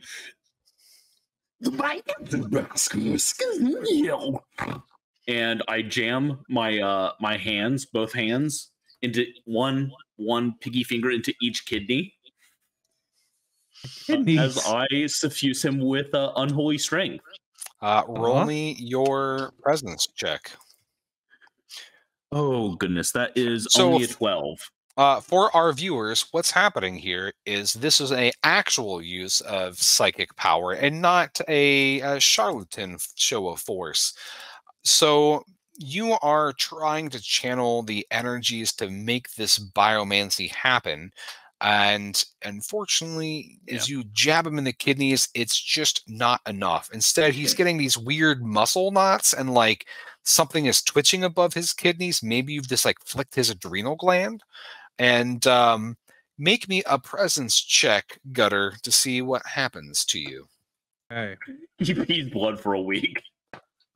19 for blood all week. Well, it's going to be this blood the next time you pee. And you stave off just the surge of adrenaline from having your adrenal glands duly punched. But I will give you a action surge in your next round that you will get +2 to your whatever action it is because you've just squirted out a bunch of adrenaline. What is it that you want to do with this round while you see that Bubbles is still putzing with the bomb? Oh, so I got a text from Mr. Bernard who says his wireless has taken a dive. So I actually don't know if he's going to be able to get back on. We will. I'm going to faithfully. Well, there we go. Yeah. So. Oh, he is back. Remove the picture. So Gutter. Which layer was it on? Crap. Oh, no. Gutter was just about to take his action, and as you were setting your bomb bubbles. So what is it that you are doing, Gutter?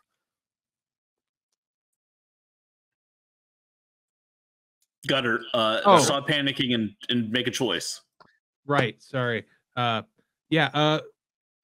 about to get set. Clear the path to the door. I figured out what's going on. We've done this before. This isn't our first It's a straight shot back, but you got to like muscle through all these damn pipes and flaps of skin that are everywhere. All right. I grab my melee weapon with one hand. I grab a flap of skin with the other hand. And like, are we doing this? If you don't, these fucking things will. All right. So, are you going to attack one of them, or are you holding at your action? I'm holding my action because, assumedly, we're going to throw a bomb, and then we're going to make a break for it. That's what I've picked up on, right? Okay, that is correct.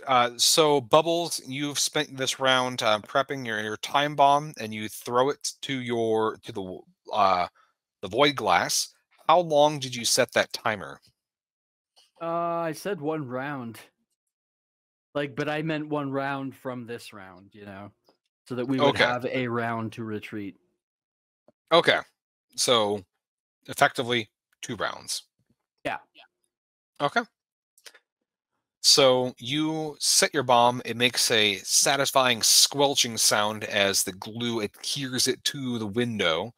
And you hear it begin to blip, blip, blip, and give that like anxiety-provoking one diode that's flickering. All the creatures release this howl. Actually, I think all of you would be familiar with what all this is. And after the shock of this whole moment passes by, you know that these creatures are squealers, and they're a race of cybernetic life that is descended basically kind of how the elder race of thing. Now I'm getting my we're talking about H.P. Lovecraft, the Mountains of Madness. These were servitors at one the Shoggoths. kind of in a way. Yeah. So these were creatures designed over 1,000 years by well-meaning pig scum scientists to explore hostile planets.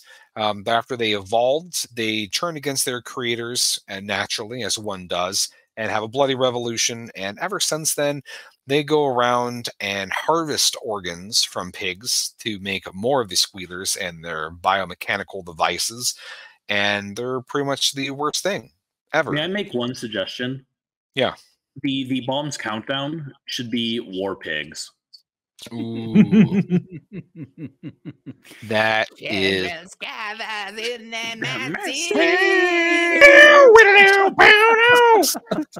Yeah. I am like a Iron MIDI Pig. file version of I it. have something I have to confess All right. about my day today. I was reading a book about Jeffrey Dahmer because I'm watching the show on Netflix. Yeah. And I didn't know much about Dahmer.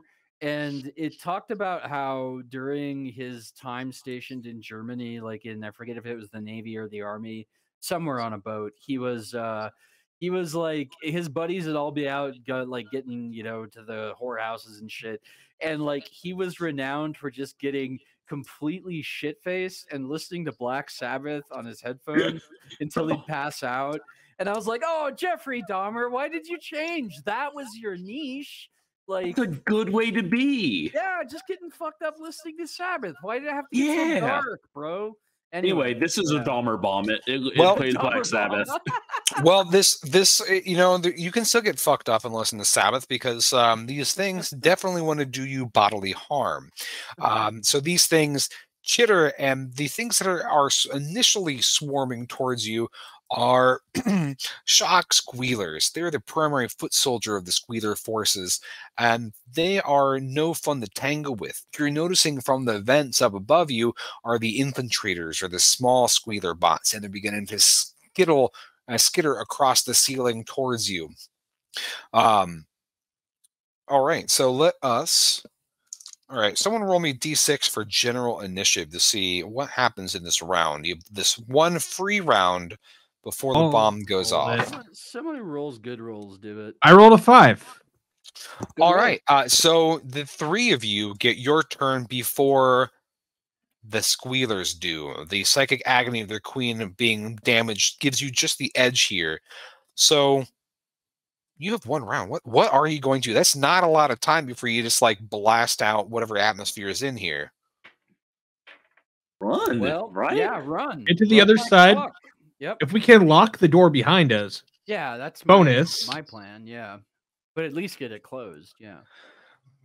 All right. We'll do this round robin. So we'll start off with, we'll do top to bottom of the screen. So Musty, you are up first, followed by Bubbles, and then Gutters in rear. Yeah, so I've thought about it long and hard, and I run. So you just give yourself? That was the Pardon me? You just give yourself to the bugs? No, I run.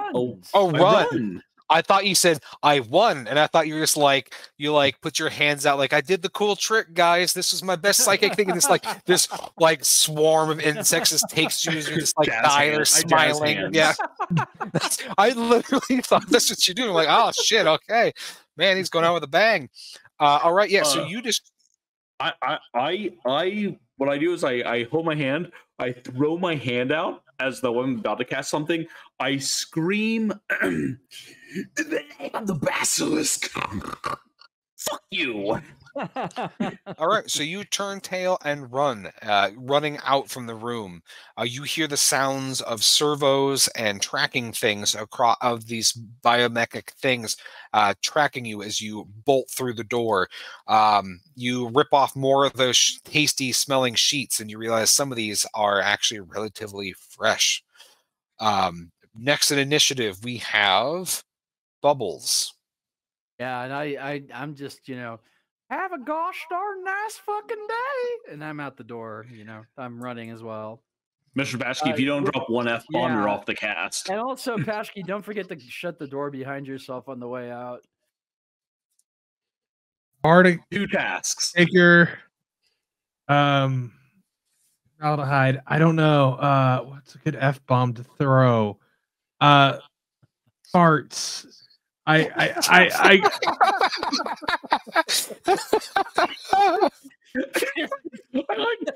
farts. Farts, I'm out here, gents. I dropped an F-bomb on that place. What the hell do you mean? I crop dusted it real good. I'm helping. I'm involved. I have done things that Matt. No, I haven't. I haven't done shit this entire episode, and I'm aware of it. My character doesn't matter today. It does. You made all those technology checks. Yeah, which meant what? Hey guys, the ship's old. Duh. Thank you. Hey guys, there are pipes. They look like exactly what you see. Thanks.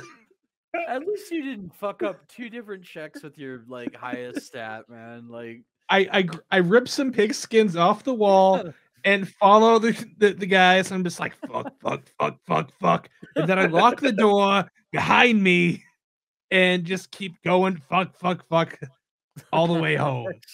As Little you piggy fucked off home. As you slam the door behind you, you hear the sounds of like strong impacts, and you see if you turn. Do you turn to look, or do you just keep? I don't need to look.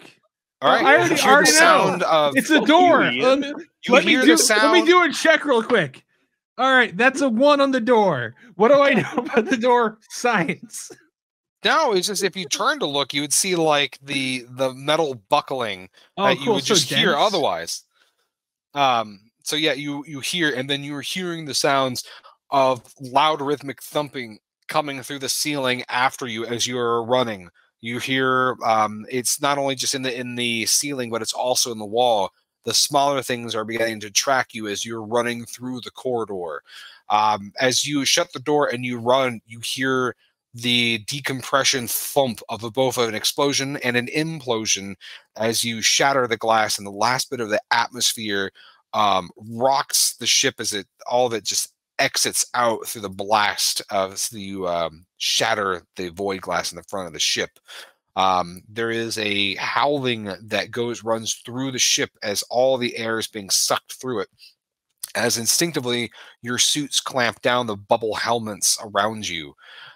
Your snouts are just like pressed up right above the glass as it uncomfortably shields you from the harsh of the void.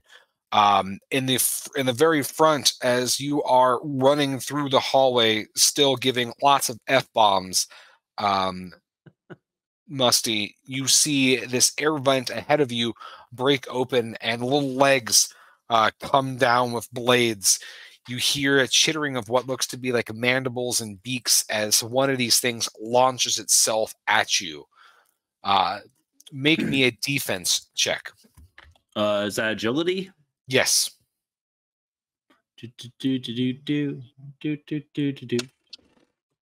Nah, motherfucker, are you serious? Well, that die is though. That die is Foley. dead to me.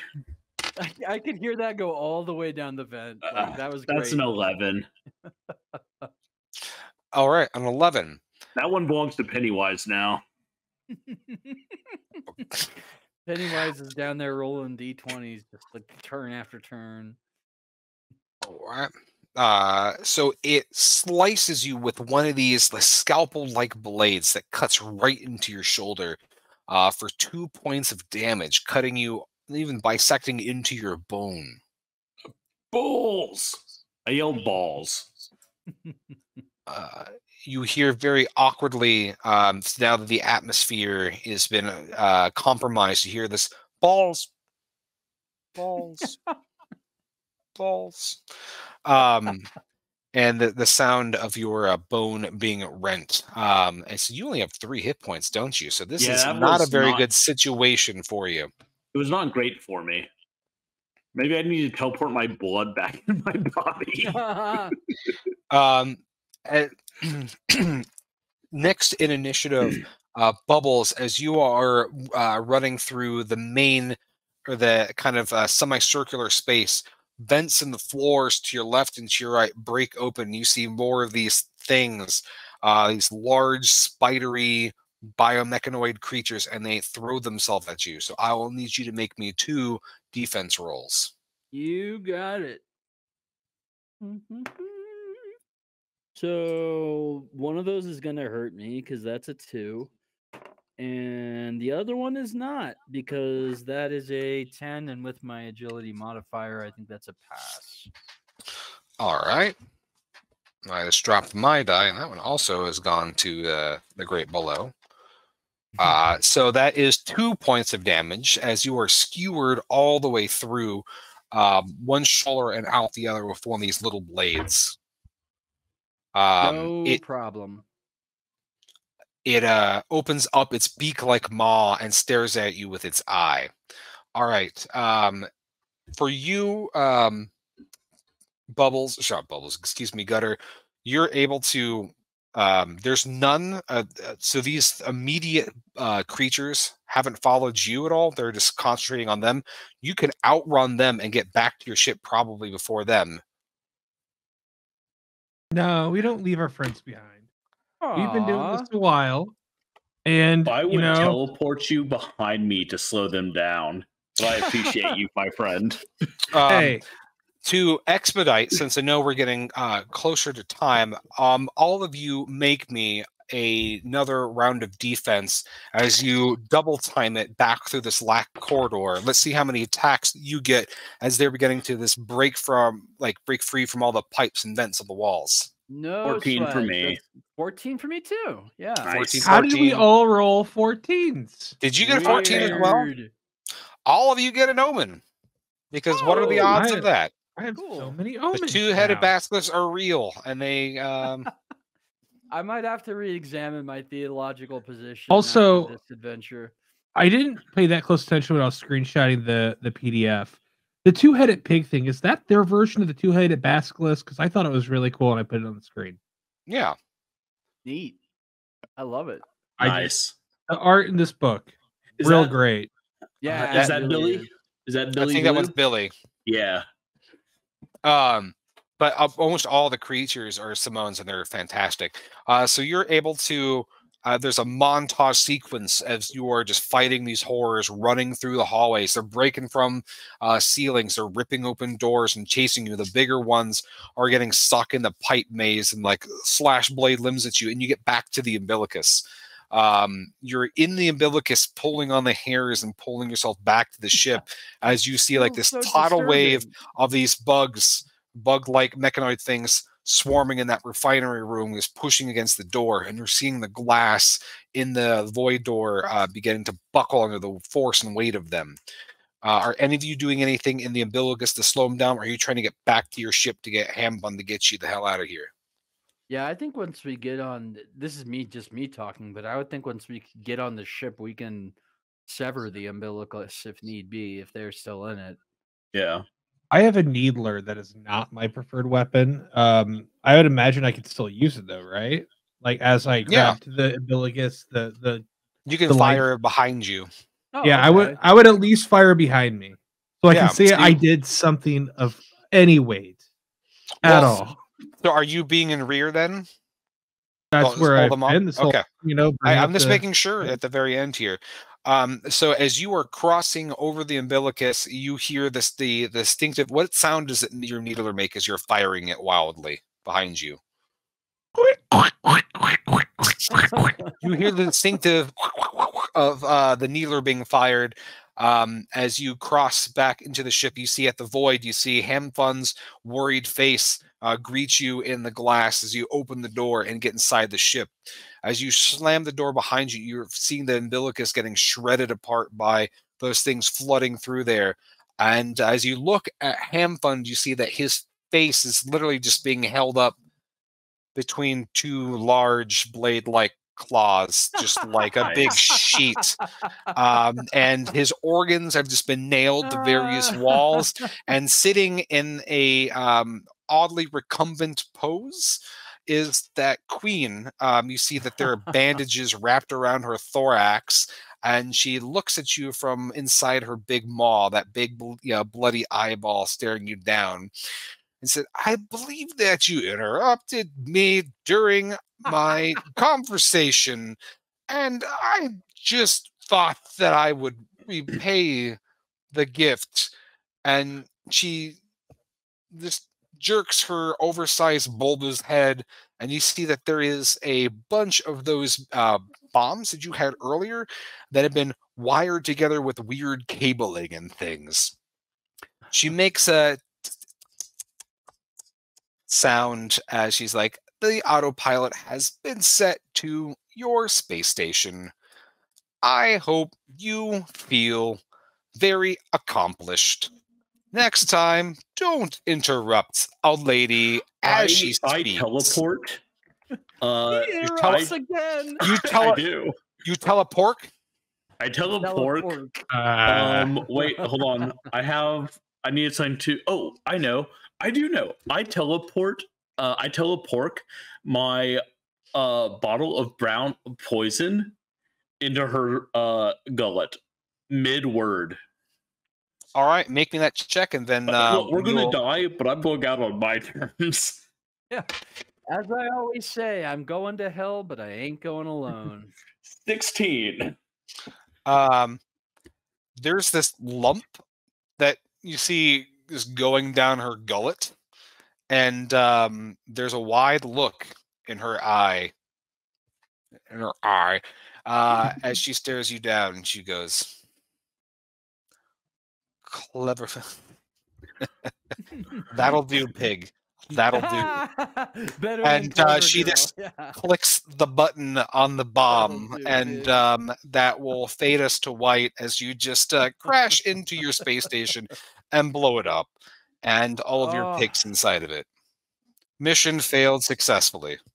All because Mustache had to pig-splain the queen. You know? I really had hoped that you would have rolled like a nat 1 on one of your psychic checks, because I kept waiting. I kept keep doing these psychic checks. I want to see you fail in the best way possible. Yeah, no, I wanted to, as soon as I saw the character was a psychic character, I was like, okay, I have to play this so I can abuse it to the point that something fails horribly.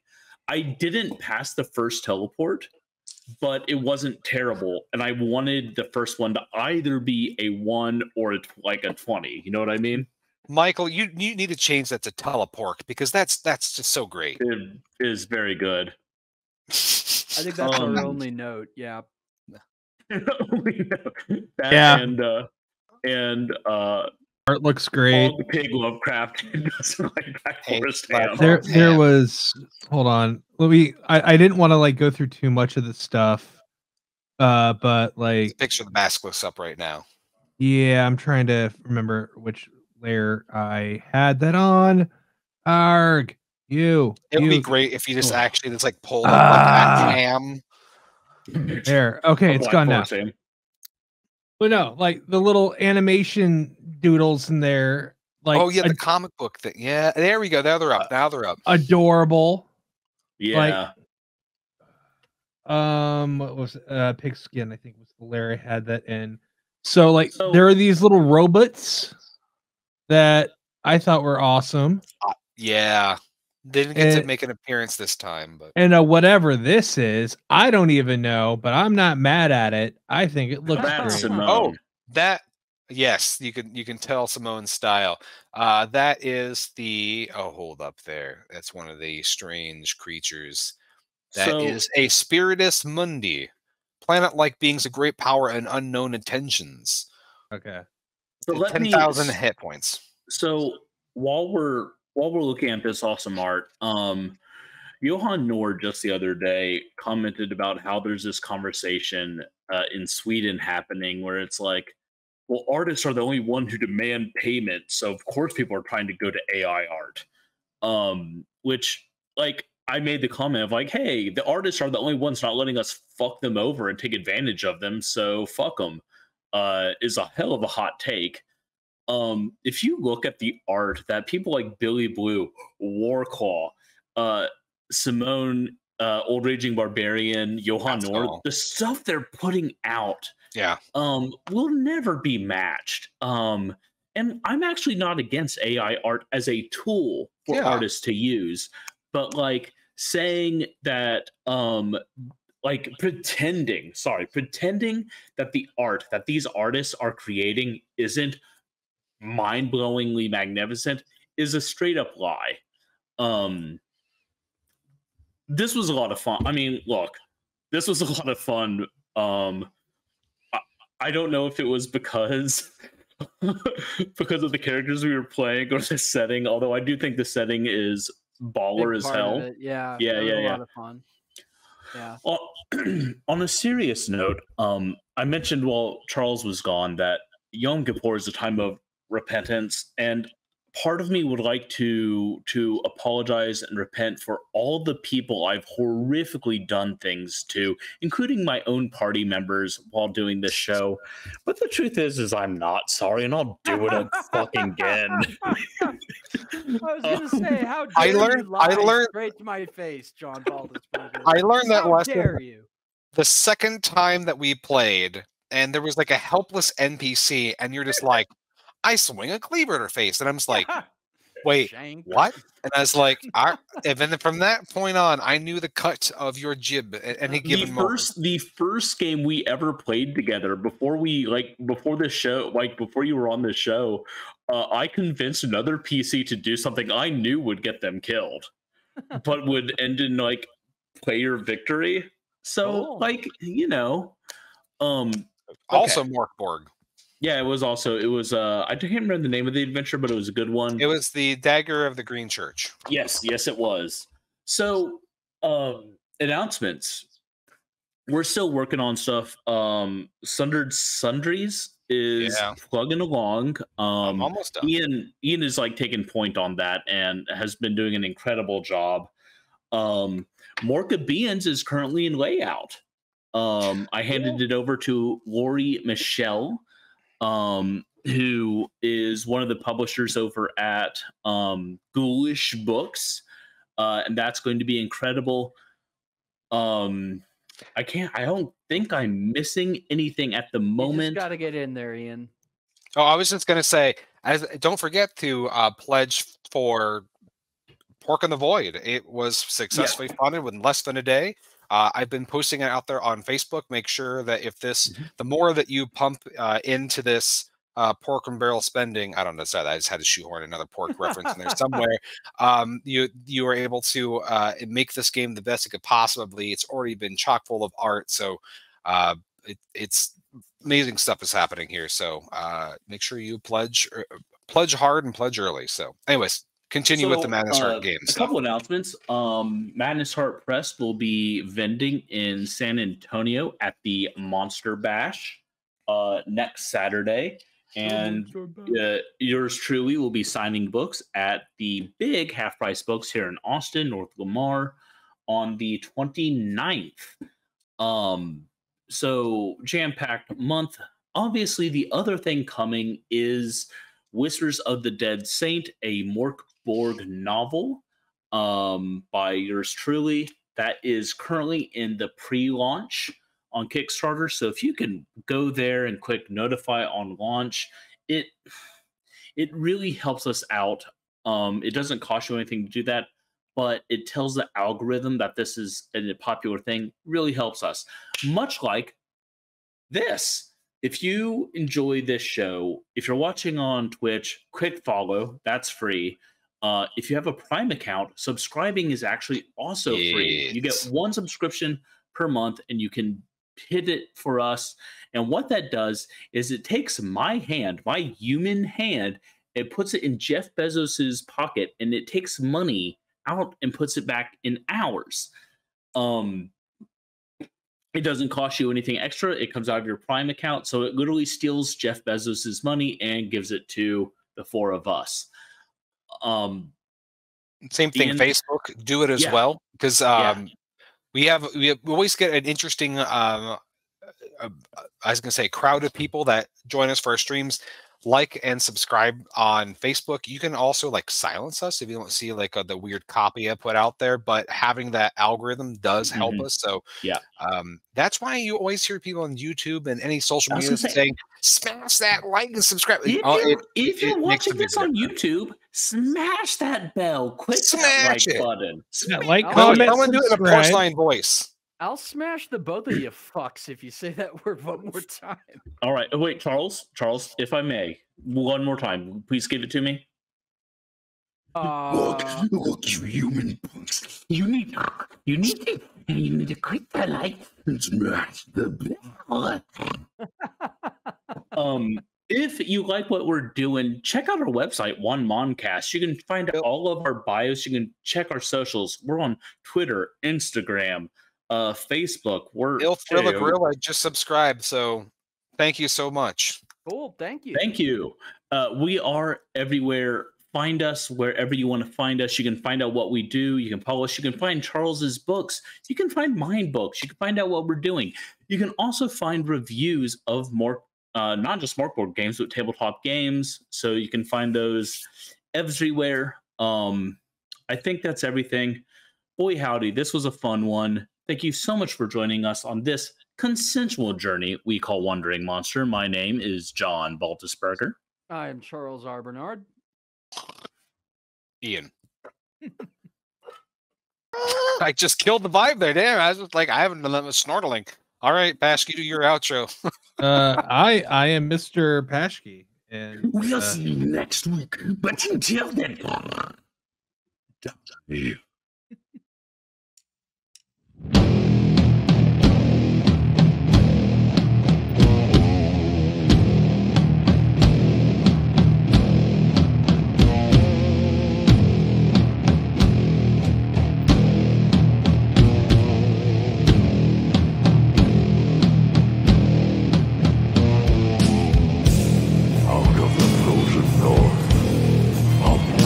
emerges a man of a barbaric age, whose merciless savagery may be the only key to his survival.